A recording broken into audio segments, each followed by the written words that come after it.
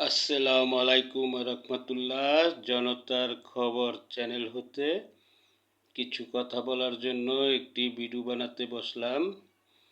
বিষয়টা হলো Narayanganj city corporation এবং নারায়ণগঞ্জের রাজনীতি নিয়ে।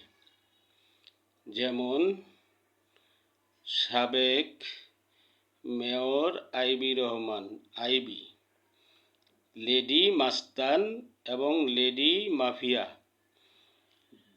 ফ্যাসিস্ট সরকারের বর্ষরের মেয়র, সে জামিন পেয়েছে, কিন্তু তার অনেক অপরাধ আছে, দুর্নীতি আছে।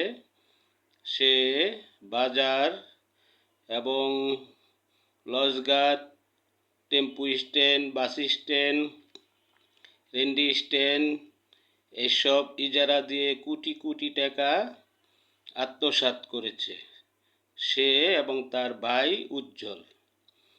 এবং সে রাজুকের জায়গা দখল করে একটি 10তলা ভবন বানিয়ে সিডি ফ্ল্যাট হিসাবে বিক্রি করে দিয়েছে। এসব দুর্নীতি করেও সে কিভাবে জামিন পেল সেটা খতিয়ে দেখা জরুরি। এখন নারায়ণগঞ্জে নতুন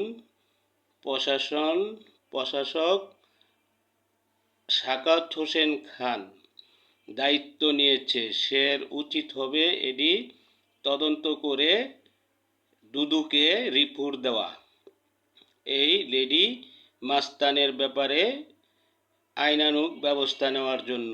তাইলে নারায়ণগঞ্জের রাজনীতি শান্ত থাকবে, নয়তোবা নারায়ণগঞ্জের রাজনীতি অশান্তি হয়ে দাঁড়াবে। আসসালামু আলাইকুম রহমতুল্লাহ।